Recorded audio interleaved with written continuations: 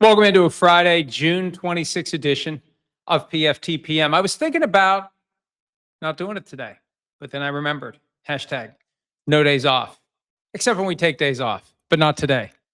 Not today. Maybe next Friday. Next Friday is the 3rd. I think we're already planning to not do next Friday, but this Friday, we're here. And one of the reasons we're here is there's stuff that still needs to be discussed. And I'm going to begin with Brandon Aiyuk.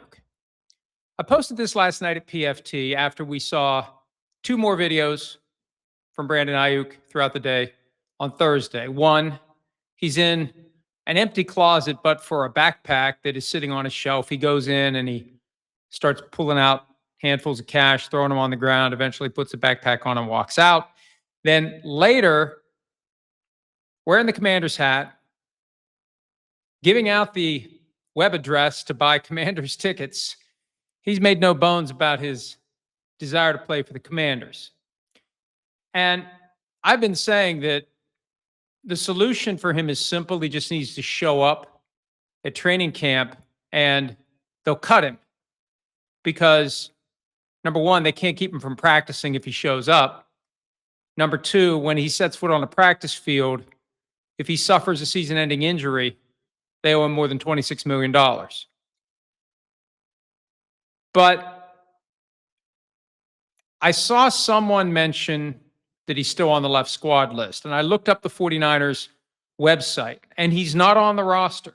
He is still on the reserve/left squad list.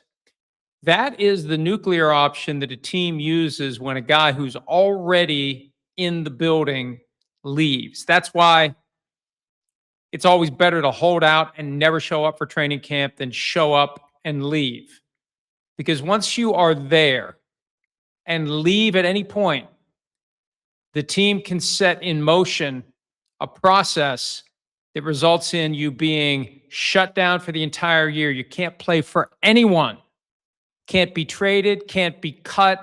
You are locked in until the end of the season. And I looked through the CBA for the rules about the reserve left squad list, and for all the stuff that's in there, there's nothing in there about the reserve left squad list. So I got in touch with someone who told me it's in the player personnel manual, and I was sent portions of the relevant information as to how this works. He's going to have to petition the league for reinstatement, specifically the commissioner. Now, it should be a fairly basic exercise, but we thought applying for the supplemental draft was a fairly basic exercise too, until a few days ago.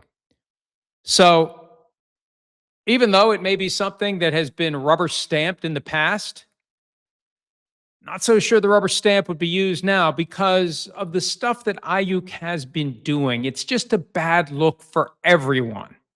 It's a bad look for him. It's a bad look for the 49ers. It's a bad look for the Commanders, who have been quiet through all of this. It's almost getting to the point where the Commanders need to come out and say, hey, we're not interested in Brandon Aiyuk, if they're not. Until they do, there's a chance they are. But how this would work, he's got to put in the paperwork to petition for reinstatement. The 49ers would then have a 30-day window to evaluate him. Now, part of that evaluation would be put him on the practice field. And when you put him on the practice field, that's when you run the risk of owing him more than $26 million. So they possibly would cut him after he petitions, after he's reinstated, and then after he shows up and says, I'm here and I'm ready to work. Because that's when you incur the risk. Otherwise, the only way they owe him anything this year is if he's on the active roster for week 1. That's when, under the collective bargaining agreement, if you cut him, you owe him his entire salary for the year as termination pay. But, this is a chessboard, and there's moves he needs to be making. There's moves he already should have made. He should have petitioned for reinstatement immediately after the season ended. He should have been there for the entirety of the offseason program because all he would have had to do was show up. Hey, I'm ready to work out. Any injury happens that knocks him out for the year, you owe him $26 million. He's done nothing to try to move this in the direction where the 49ers are in checkmate. And the 49ers may end up putting him in checkmate. I was communicating with the general manager today who said, I'd put him on the suspended list for conduct detrimental to the team at this point. You can suspend a guy for up to 4 weeks without pay for conduct detrimental to the team.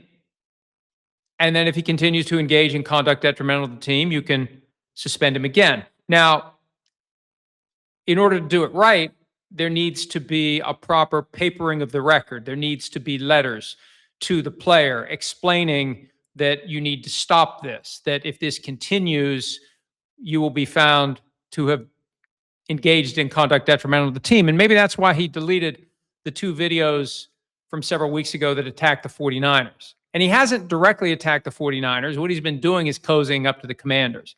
And who knows what kind of communications have been happening. But this whole thing seems extremely ill-advised. He's not doing the things he needs to be doing to position himself to be released. And he is doing stuff that could make it more complicated for him to get to where he wants to go. And that caused me to raise the question last night on PFT. Is anyone advising him? There's 2 simple explanations. He does have an agent. Ryan Williams from Athletes First represents Brandon Aiyuk. Williams also apparently is part of the management team for 49ers GM John Lynch, which is awkward to say the least. I know they allow that. The union allows that. The league allows it. Doesn't mean it's the best way for business to get done, but that's the situation and it violates no rules. So either Williams has told Brandon Aiyuk to do these things, that this is how we implement our strategy. If so, it's horrible advice. I think the more likely explanation is he's not been advised to do what he's doing. He's acting against advice. And for anybody who's in a representative capacity, lawyer, agent, whatever, if someone has hired you to advise them and you give your advice and they ignore your advice, at some point, you fire them. When Antonio Brown was acting erratically in early 2020, Drew Rosenhaus fired him. It drags you down as the agent. And look, I'm not advocating that Ryan Williams fire Brandon Aiyuk. I'm just asking, why hasn't he? It's just another strange wrinkle. Either no one's giving him advice or he's getting advice that he's not heeding, and whoever's giving him the advice is okay with him ignoring the advice he's getting. I'm not going to try to diagnose someone's mental health based upon social media videos. I'm looking at this from the standpoint of how does it advance your interests? We know what you need to do to position yourself to be released by the 49ers. Go do those things. Quit making videos. Hey, if no one else is going to advise him, I will. Number 1, stop making videos. Delete the videos you've made where you express an interest in playing for the Commanders. Number 2, petition the commissioner for reinstatement from the left squad list now. Do it now. And then when you get the reinstatement, the conditional reinstatement up to 30 days, they have the roster exemption. You show up and you say, I'm ready to work. I'm ready to do whatever you want me to do. Because that's when they'll cut you. And then you can sign with the Commanders if the Commanders want you. It's pretty simple. And it's sad because these videos keep giving people in the media fodder for criticizing him, questioning his mental health, questioning his fitness to play. It's just unfortunate. And hey, if he's my client and I'm attached to this guy and he's out there doing this stuff that doesn't make any sense and he's defying my advice, you're not going to be my client much longer, because at some point it makes me look bad. It makes me look ineffective. It makes me look like I'm committing malpractice by not reining you in. Okay. Next up. The lengthy article that was posted earlier this week by the New York Times regarding former New York Times / athletic NFL insider Dianna Russini has so much stuff in it. And that's fine. It's not a criticism. The reality is there's a lot there. So what happens is when you read through it the first time, the most significant thing is what you focus on. And then when you read through it the second time, you focus on the second most significant thing. And it's very easy to get caught up in this anecdote and this wrinkle and that wrinkle and not take a broader look at this situation. And I'm going to broaden it even beyond her. I want to know why the New York Times bought The Athletic. Because I think at the core of this entire issue is the question of whether the culture at The Athletic or any sports media operation fits with the culture at the New York Times. And the evidence of it is the editorial guidelines that speak to, among other things, avoiding any conflict of interest and avoiding even the appearance of a conflict of interest. I would submit that the insider job by its very nature creates actual or perceived conflicts of interest. You build relationships around the league. That's how you get your information. And unless you build the relationships in a way where it is fully understood, you know what? Sometimes you're going to do something that you shouldn't do, and I'm going to have to call you out. That's the right way to do it. If you don't have those ground rules, and if that relationship comes with strings attached, that you're going to look the other way when I fairly should be criticized, that's when you create the conflict of interest. And I think that's at the core of this, because I would also submit that, yes, most of the people who fall into the insider category are conflicted in some way. Even if it's as simple as you get the text message announcing the new agreement for the player who is represented by the agency, and as part of you getting the information, you will promote the agents and the firm in the tweet. And I'll give you a concrete example of it. I don't know why I got this tweet or this text the other day, because I don't get these anymore and I don't try to get them. But when the Brendan Strange deal got done, I got the text. And I passed the text along to the PFT staff. One of the writers wrote it up. Didn't mention the agents' names. Didn't mention the firm. We don't play that game. And I asked, how many of these other folks do you think are just going to copy and paste exactly what is in this text message? At least 2 did. With the Twitter handle for the firm. That's a minor, that's a micro level conflict. It's part of the quid pro quo. It's part of the trade-off to get the information. There are bigger conflicts of interest, and the Dianna Russini case spells out one in particular with the relationship with Mike Vrabel. But there's all sorts of conflicts. The effort to get out of the ticket for texting and driving. Hey, I'll get your favorite team's coach on FaceTime. Lo and behold, no ticket. You're indebted to your source. You're indebted to this person you're supposed to be objectively covering.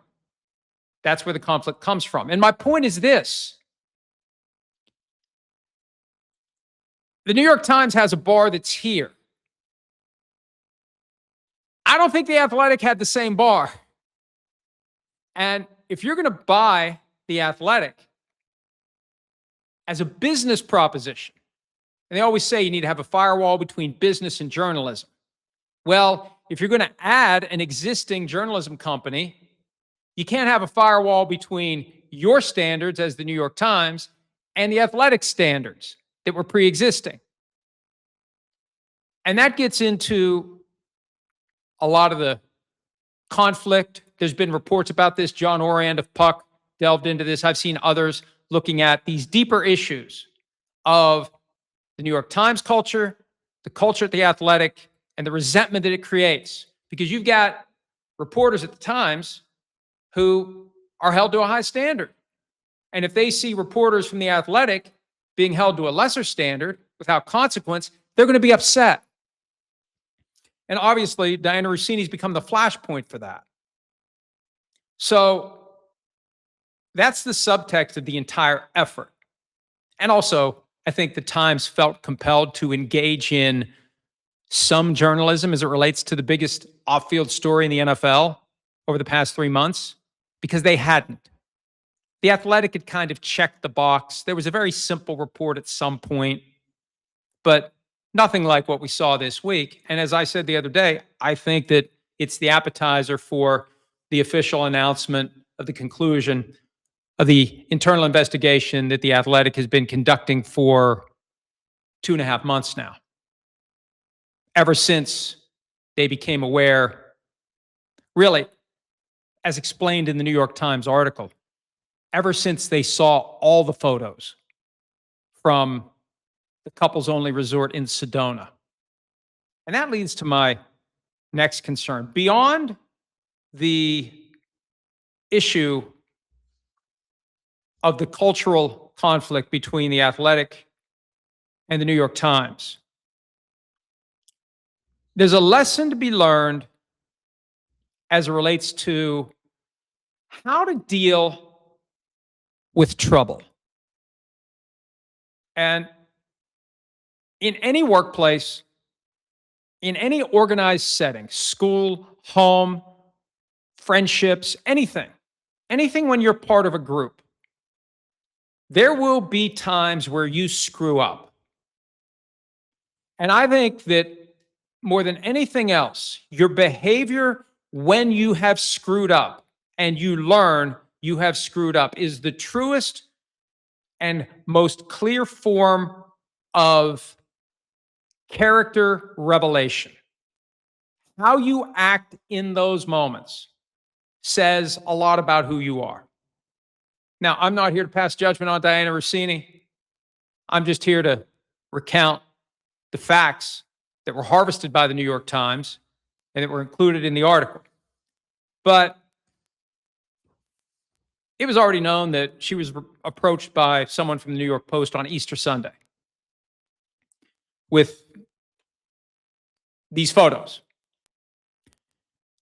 According to the Times article, she waited 2 days to tell anyone from the Athletic or the Times about the situation. In the interim, she was coordinating with Mike Vrabel. That's been reported and confirmed by the Times. Other reports indicated she activated a crisis communications specialist. I assume that happened during that 2-day window. So at some point, the decision is made to let the employer know that these photos are going to come out. That's not the way you should handle a situation like that, kids. The moment you know you've done something that you shouldn't have done, the moment that there's a problem that hits your radar screen, the moment that you become aware of something that is going to become public, you let your boss know. You let your teacher know. You let your parent know. You know whoever the first line person is that you deal with in whatever organization you're in where that thing happens that could become a problem. Number one, it's the right thing to do. Number two, if you do that, you will be trusted with all sorts of things, big and small, because in the most difficult moment, now, look, I'm not saying you're not going to get in trouble. Depending upon what it is, the fact that you activated the internal reporting mechanism may not get you off the hook, but it's still the right way to handle it. It's never going to get better if you don't own up to it immediately. So what happens here is she waits 2 days, and then when it's time to let the boss know, she jumps over the boss's head and goes to the CEO of the Times Company. And I'm sure the CEO of the Times Company is thinking, what the hell is this? According to the New York Times article, the CEO of the Times Company said, you need to let these others know, the people who are responsible for the Athletic, including Steven Ginsburg, the executive editor of the Athletic, who ultimately issued the statement that supported Dianna Russini, the statement that was in the initial New York Post article along with the photos. And then it gets even weirder. Now, Ginsburg was on vacation, not that that is any reason to feel sorry for him or excuse the fact that he dropped the ball at some point along the way. You have certain jobs that you can't take a full vacation from because you never know when something's going to come up that's going to require your attention. And it did. He went into deadline mode, as they say in the article, because he didn't have a whole lot of time to figure out what to do, because the Post is getting ready to publish these photos that Russini had known about for 2 days and that Steven Ginsburg is just finding out about. So they don't say this explicitly, but they create the impression in the article that she didn't give all the photos to Ginsburg. Now, I guess he could have asked the New York Post, and it's possible he asked the New York Post and the Post didn't give him all the photos. But he put together his statement of support based upon not all of the photos. So that statement gets published by the Post along with all of the photos. And from the New York Times article, when they saw all of the photos, and my guess is the one that did it was the interlocking fingers, because that's the one that did it for most people. You look at the photos, it's like, I don't really know what this is. You see the interlocking fingers, and that's the one that stood out. And if he didn't see that one, if that's the one that he saw after it was published, they say in the New York Times article, that's when they had concerns about her conduct. Now, they didn't revise their statement. They didn't retract their statement. They didn't say anything publicly. But internally, when they saw all the photos, that's when they said, man, we got to do something about this. And that's when they started the internal investigation. So that portion of it, number one, it reveals a level of fact and internal machinations at the Athletic and the New York Times we weren't aware of. And it is kind of weird to see an article published by the New York Times in which there's a statement made that these key individuals with the New York Times and the Athletic declined to comment or weren't made available for comment. It's their company. It's just odd, to say the least. So, the lesson, when you get yourself in a jackpot, that's the term my dad always used, even though I thought a jackpot was a good thing, there are occasions where a jackpot is a bad thing. You get yourself into a jackpot, you make sure that your boss knows, and you go to your immediate boss. You don't go to the president of the company. You go to your immediate boss. And then your immediate boss decides what to do with it. That's why your immediate boss is there. And when it's time to tell the story, you tell the story. The truth, the whole truth, and nothing but the truth. Now, this may have been a situation where she realized if I tell the truth, I'm signing my pink slip. And that all gets back to the very high standards that the New York Times applies to the Athletic. You have to avoid conflicts of interest and even the appearance of a conflict of interest in the relationships that you develop as you are performing this function. I think the article at one point mentions that the Times or the Athletic were asked whether or not they were going to hire another NFL insider. They may just not want to do that because in plenty of shops, like the insider is also kind of a fixer because of the relationships. The insider can leverage certain relationships to make things happen. Hey, we're trying to interview this person and they're saying no. Can you call the coach and get the coach to tell the player to do it?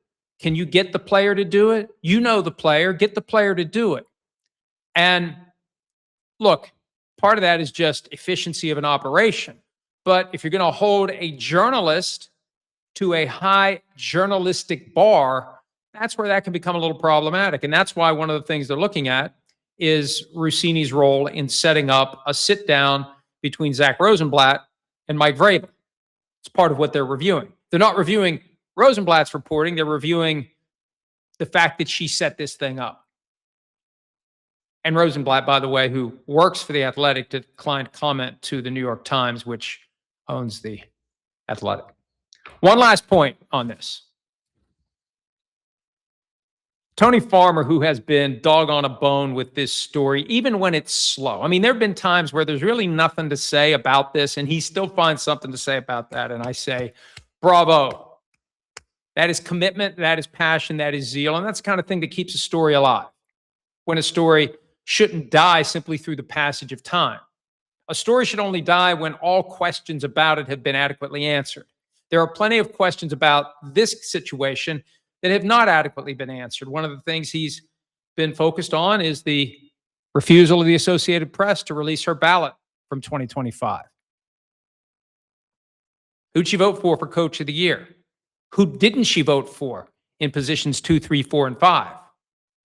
I think that's a valid question. The AP refuses to provide that information, and Tony Farmer refuses to let it go. But I saw a tweet from him suggesting that as it relates to the coach who participated in the FaceTime effort to get Dianna Russini out of a ticket for texting while driving. It sounds like a Mad Lib when you say it that way.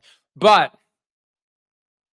his suggestion is that the beat writers covering the various teams should, first order of business when we convene for training camp, ask the coach, was that you? It's a pretty good idea. Now, at the risk of alienating the fine folks who cover the various beats, we know how that gig works. And do you want to be labeled the asshole right out of the gates? First training camp press availability. Hey, by the way, story came out in the New York Times regarding an unnamed head coach who participated in a FaceTime to get Dianna Russini out of a ticket. Was that you? Yes or no? I'm prepared to wait for an answer until hell freezes over. So I'll make it a little easier, though, if anybody is inclined to accept the assignment, because I kind of like this, because it's a question we all want to know the answer to. Why wouldn't we want to know the answer to that? Who is it that Dianna Russini had a sufficiently strong relationship with that she was able to press the FaceTime button on her phone for that coach's number, get him on the line, and get him to talk to the cop, and ultimately persuade the cop not to give her a ticket for texting while driving? So the incident happened on the morning of January 19. That's the day Sean McDermott was fired by the Bills. That's what she was trying to break while she was driving. So at the time, there were 9 head coaching vacancies. So there were only 23 coaches that could have been called. And the report also says that Mike Vrabel isn't one of the coaches, isn't the coach who was called. It was somebody else. So there's 22. You don't have to ask the head coach of any of the teams that didn't have a coach at the time. And again, 9 teams didn't have a head coach at the time. She said she contacted the coach. He was in his office. He took the FaceTime, and he helped get her out of the ticket. And I got the list of the 22. And I don't know who it was, but I know it was one of them. If her story is true, I mean, there is a chance that it was just a bit that she was doing, that it didn't actually happen. She just thought it would be a funny story to tell, which is kind of strange if that's the case. But let's give her the benefit of the doubt and assume that her story told on a public radio show / podcast of an ethical breach is true. Jets coach Aaron Glenn, Bengals coach Zach Taylor, Colts coach Shane Steichen, Texans coach D'Amico Ryans, Jaguars coach Liam Cohen, Broncos coach Sean Payton, Chiefs coach Andy Reid, Chargers coach Jim Harbaugh, Cowboys coach Brian Schottenheimer, Commanders coach Dan Quinn, Eagles coach Nick Sirianni, Giants coach John Harbaugh, he'd just been hired 2 days earlier, Vikings coach Kevin O'Connell, Lions coach Dan Campbell, Packers coach Matt LaFleur, Bears coach Ben Johnson, Buccaneers coach Todd Bowles, Saints coach Kellen Moore, Panthers coach Dave Canales, 49ers coach Kyle Shanahan, Seahawks coach Mike McDonald, and Rams coach Sean McVay. It's one of them.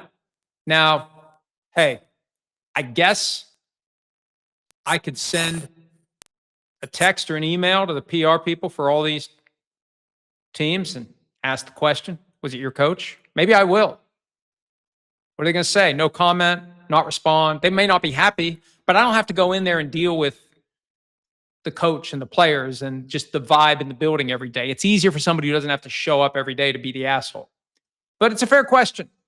and it's down to 22. And look, McDermott was fired in the morning, right?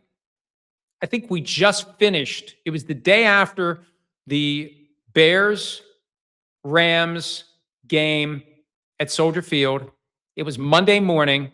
We had just finished PFT Live. I went upstairs to pack, and it happened because I went back down to our road studio and did a quick video about it. So it was like right around 9 a.m. Eastern time on Monday the 19th.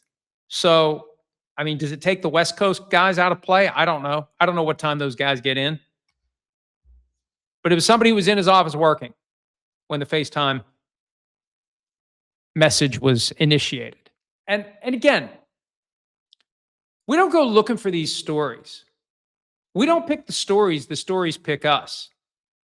And I think the two big takeaways as it relates to the New York Times article, even though there are more important, nuanced issues buried in there, the two big takeaways were the information about her salary and the fact that they were negotiating an extension, and the whole story about the ticket.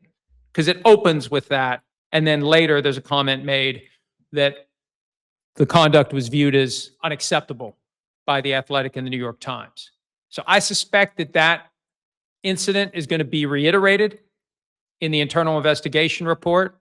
And I say this kind of jokingly, but also dead seriously, I guess. Got to get your adverbs right. 4th of July is next Saturday. Friday the 3rd, Thursday the 2nd. Prime opportunities for a bad news dump. And go back a few years. The news that Daniel Snyder was being fined and suspended as a result of the first wave of the investigation of the organization before he finally got shoved out.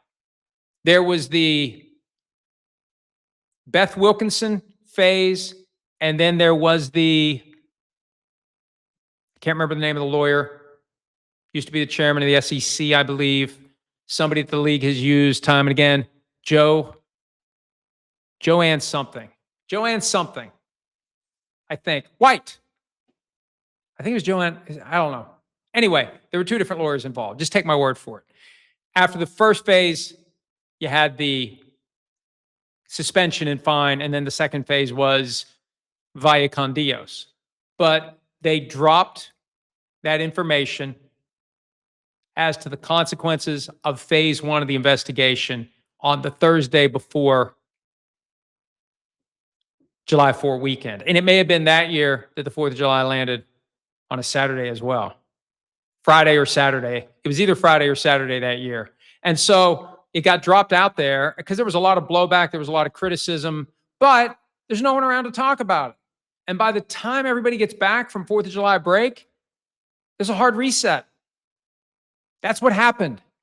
There were questions that needed to be asked and answered of the league as a result of why they didn't just tell Snyder at that point, you're selling the team. By the time we got through the 4th of July, it was over. So, and that assumes that the Athletic is hoping to bury this. If they don't want it to be buried at this point, then they need to announce it on Monday, July 6th as part of the reset following the 4th of July weekend. That's simple. But if they're looking for this thing to not gain a lot of notice and they don't want it to be scrutinized and they don't want people like me talking about these inherent issues and awkward realities of the New York Times and its standards and the Athletic and its standards, and then if they want to minimize scrutiny, attention, focus, and questions, then that report's going to get dropped next Thursday or Friday. But it's coming. Look, we knew it was coming anyway. 2 weeks ago, it was a few weeks away. That's based on reporting from the New York Post, who was citing someone who heard Stephen Ginsburg say it at an all-hands meeting. So we're 2.5 weeks into a few weeks away. It's coming. And the New York Times article was the effort to engage in some form of journalism as it relates to this story before the Athletic becomes another part of the story by issuing the results of its internal investigation. So that's where we are. And I really wanted to address those issues because they get lost in the sauce when everybody's talking about she's making $800,000 a year and everybody's talking about the ticket and who's the coach that she FaceTimed, which is a legitimate question. You miss some of these more nuanced issues. So I think that's the last I'll have to say about it until The Athletic issues their internal investigation report. And I assume they're going to make it public because if you give it to your employees, somebody's going to leak it. And I do think that The Athletic is walking a tightrope here because on one hand, The Athletic and The Times need to avoid a civil war within the company over whether or not The Athletic is held to looser standards. And they bring in somebody who's never worked here before and she's making more money than anybody who's ever worked for the New York Times. That creates resentment. That adds to this tension.